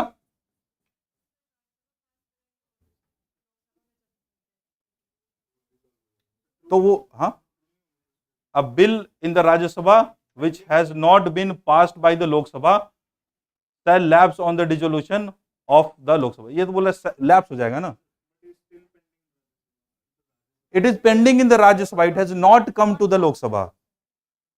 अगर bill, see, if the bill has originated in the Rajya Sabha, it is pending here, it has not been passed by the Rajya Sabha, it is still to come in the Lok Sabha. Why shall it lapse? ये तो लोक सभा के contact में नहीं है ना. It shall not lapse. So this statement is false. Right? Our answer shall be D. Both are incorrect.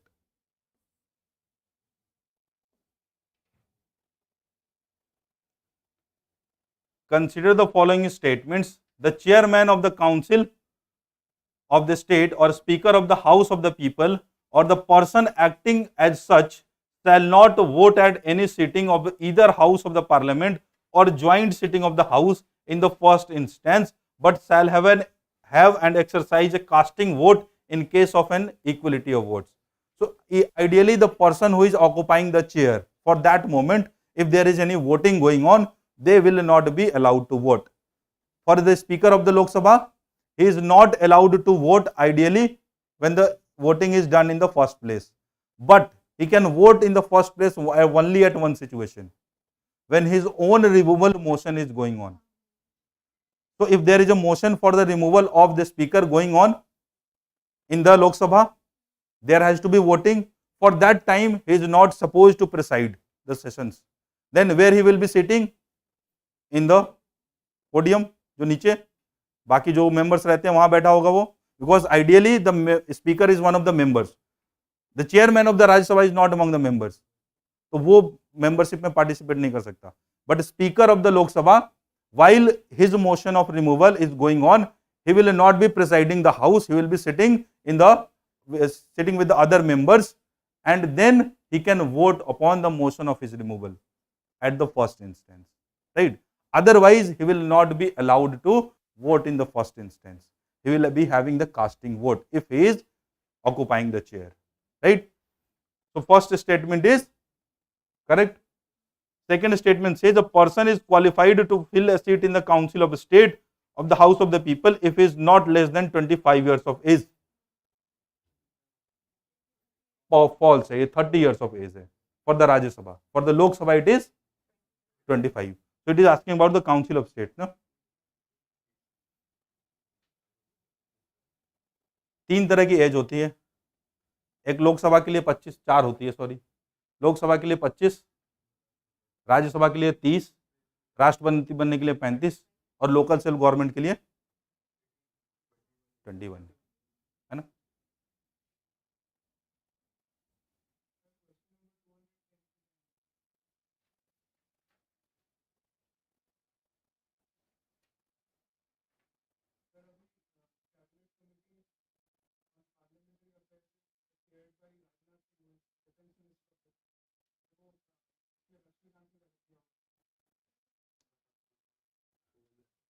हाँ,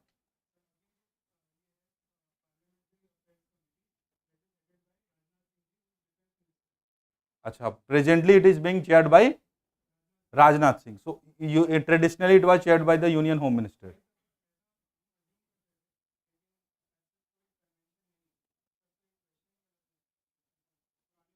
Okay, so are you sure that this committee, parliamentary affairs committee, is being chaired by the Rajnath Singh?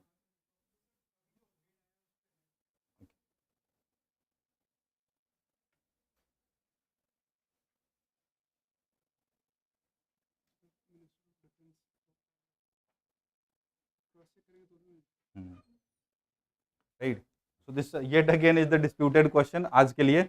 It is saying that which of the following cabinet committee is chaired by Union Home Minister, and so far it was being chaired by the Union Home Minister, the Committee on Parliamentary Affairs Committee, but at present the person who is chairing this committee is Rajnath Singh, was earlier the Home Minister, but इस बार वो defence minister है. पिछली government में home minister थे, इस बार मोटा भाई बन गया होम मिनिस्टर. तो मोटा मतलब मोटा नहीं बोल रहा हूँ, मोटा इन गुजराती मीन्स बड़ा भाई, ठीक है, तो मैं बड़ा भाई बोल रहा हूँ, तो करवा मत देना किसी दिन मेरी भी गाड़ी पलट जाए.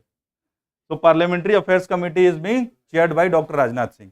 आइडियली अगर इस क्वेश्चन में रहता which of the following committee is not chaired by prime minister, तब आंसर हमारा 1 हो जाता, right. So it is chaired by presently Rajnath Singh. Laxmikant needs to update himself, so do I.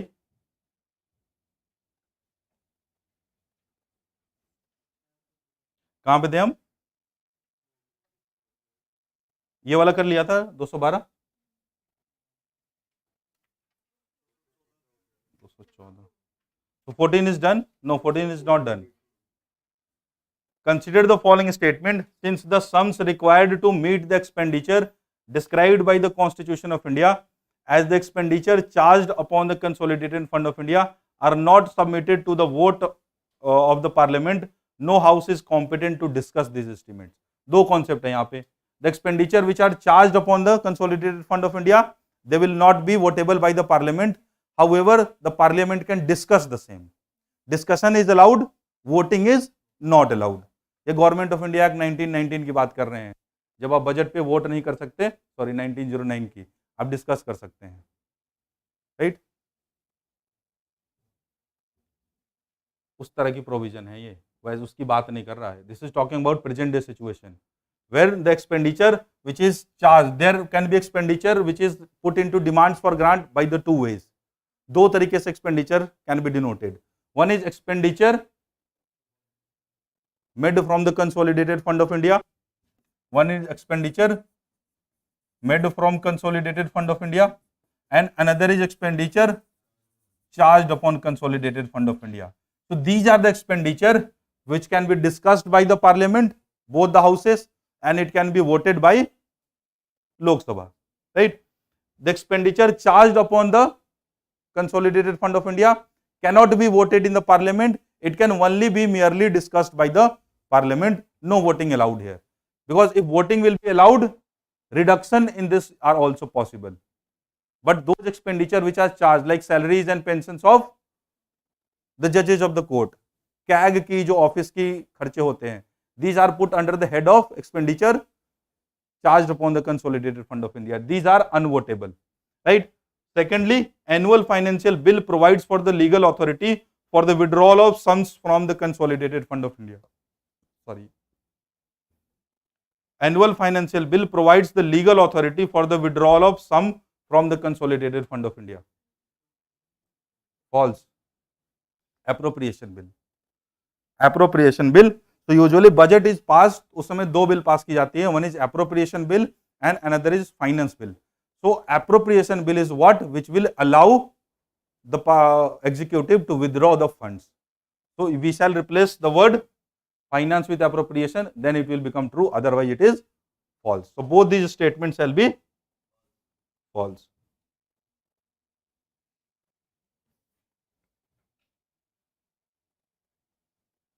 Consider the following statements in respect to provisions for removing deadlock between the two houses of Parliament. After a bill has been passed by one house and transmitted to other house, the President may notify to the houses his intention to summon them for a joint sitting. Deadlock को हटाने के लिए किन situations में President can call a joint sitting? The question is asking. First, if the bill is rejected by the other house, it is about the Parliament, not about the state legislature. So bill once passed by one house, rejected by other house, situation of deadlock, joint sitting can be called by the President. Second, the house have finally disagreed to the amendments made in the bill. It is also a situation of deadlock. Third, more than 3 months have elapsed from the date of receipt of bill by other house without the bill being passed by it. This is a false statement. This is a false statement. 6 महीने हैं, 6 महीने तक कोई भी house hold कर सकती है. this is false. 1 and 2 is correct. Which of the following statements about the reasons for separation of railway budget from the general budget are correct? To introduce flexibility in railway finance management to facilitate, आपको पता होगा नई service add हो गई है आपके UPSC में, IRMS eligible है यहाँ पे लोग उसके लिए. Who has filled the form for both IRMS and civil services? दोनों की कॉमन फॉर्म आई थी. हाँ, ऑप्शनल सब्जेक्ट्स का चक्कर है उधर. Only the B Tech guys I think they are eligible ना, मैकेनिकल एंड सिविल वाले. चांदी हो गई. First one is to introduce flexibility in railway finance management. Second, to facilitate a business approach to the railway policy. Third, to secure the stability of the general revenues by providing an assured annual contribution from railways. Second, fourth, to enable railways to keep their profits for their own development. Question number 216. इसका answer है all of the above. All of the above are. ये वैसे थोड़ा question outdated हो. Budget now again is merged with annual budget. The provisions for contingency fund of India results in absolving the executive from preparing the estimates, compelling the legislature to approve the expenditure, reducing the legislative control over the executive, providing a safety valve to tide over a crisis situation. D.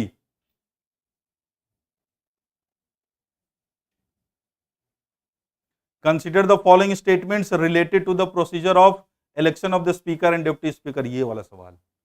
This UPSC asked directly. The election of speaker shall be held on such date as the Prime Minister may fix, and the Secretary General shall send every member the notice of this date. President. Second is the election of a deputy speaker shall be held on such date as the Speaker may fix the date, and Secretary General shall send the date to every member of. Second is correct. Right.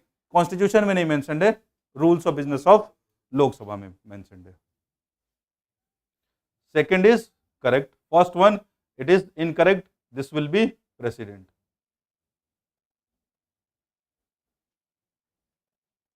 Consider the following statements. The nature of a bill, if it is certified by the Speaker of the House of People as a money bill, is not open to question in a court of law. This means his decision is final. Second, the President of India has the power to question the nature of a bill to be taken as a money bill, even if it is certified so by the Speaker of the House of People.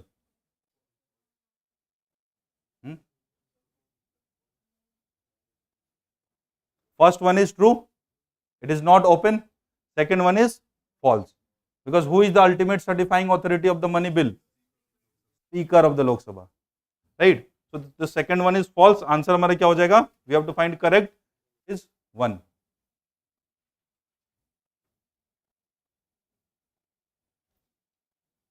What does rule of lapse means? Rule of law lapse, not doctrine of lapse. What does rule of lapse?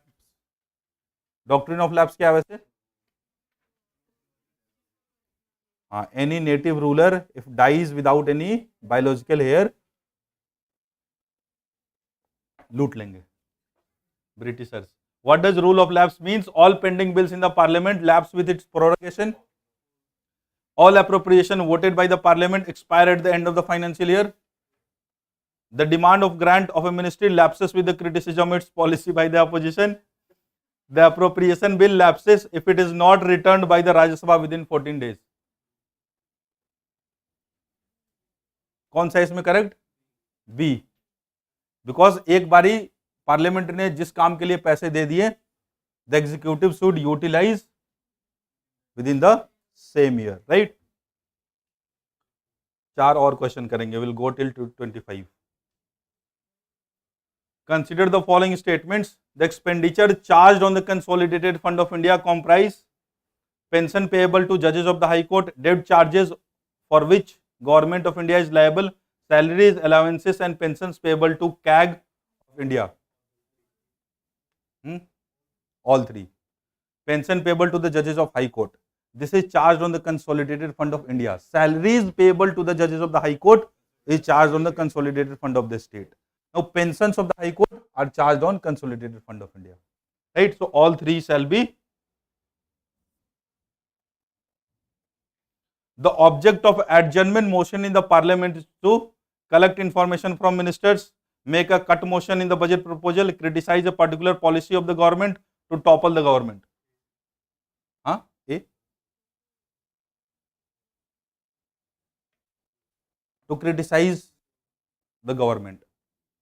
To criticize the government, it is the purpose of the adjournment motion. To collect information from the minister के लिए आप क्या करोगे? हाँ? नहीं, adjournment of the speaker नहीं, adjournment motion.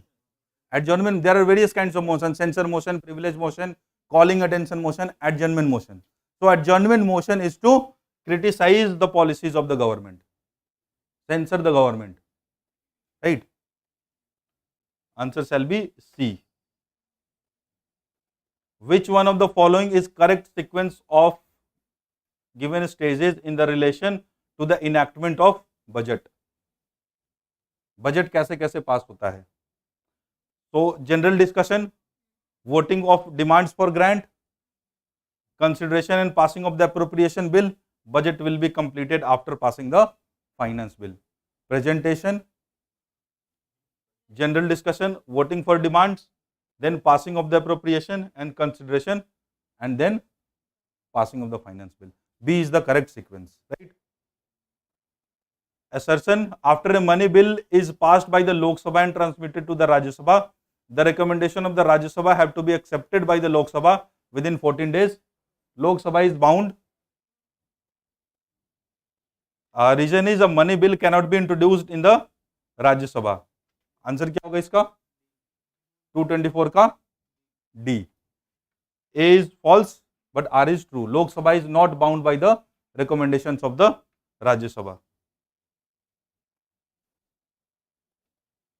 A bill is deemed to be money bill if it contains only the provision dealing with the alteration or regulation of the tax, regulation of the borrowings of money by the government, appropriation of money out of the consolidated fund, and custody of the contingency fund of India. 1, 2, 3, 4. एक बार UPSC ने question पूछा था, appropriation and money out of consolidated fund किधर contingency fund किया था. To appropriate money out of contingency fund, there is no budget required, no money bill is required. That will be simply dealt by the executives, right? So 24